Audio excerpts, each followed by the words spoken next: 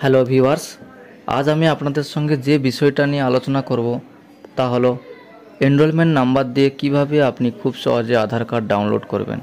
যাদের আধার নাম্বার আছে তো এগুলো তো ডাউনলোড করতে পারছেন, কিন্তু যাদের আধার কার্ড নেই অর্থাৎ নতুন আধার কার্ডের জন্য অ্যাপ্লিকেশন করেছেন, তারা শুধুমাত্র এনরোলমেন্ট নাম্বারটি পেয়েছেন।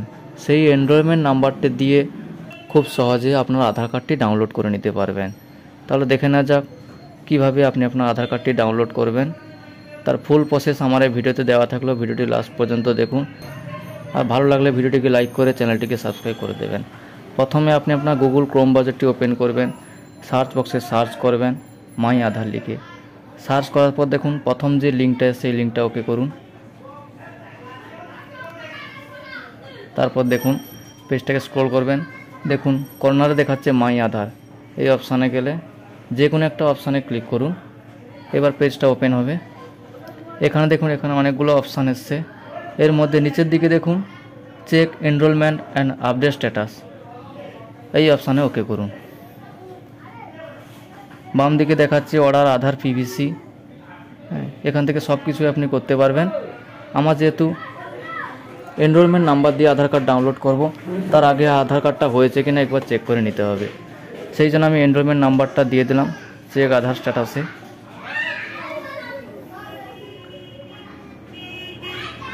এনরোলমেন্ট নাম্বারটি দেওয়ার পর দেখুন ডেট যে আছে ওই ডেটটা দিয়ে দেবেন। ডেটটা দেবেন প্রথমে সাল, তারপরে মাস, তারপরে তারিখ।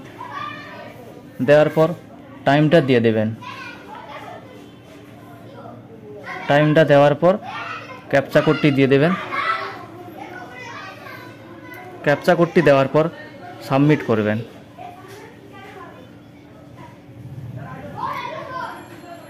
সাবমিট করে দিলাম। দেখুন এখানে দেখাচ্ছে your Aadhaar has been generate. Aadhaar কার্ডটা হয়ে গেছে। এবারে আপনি ব্যাক করে আবার সেই হোম পেজে যেতে হবে।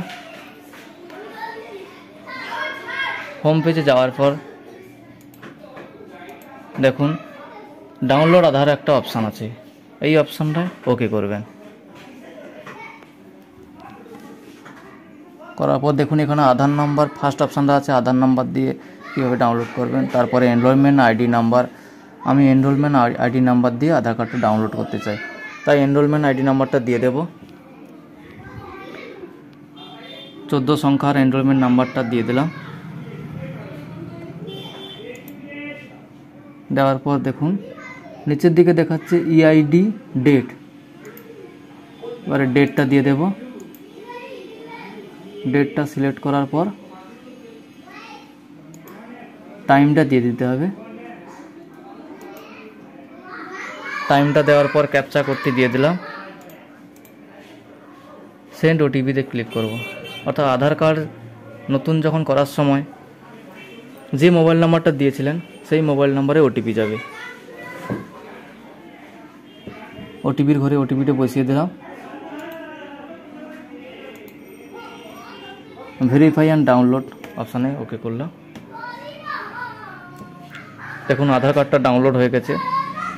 এবার আধার কার্ডটা ডাউনলোড হয়ে গেছে, এখানে একটা পাসওয়ার্ড দেওয়া আছে।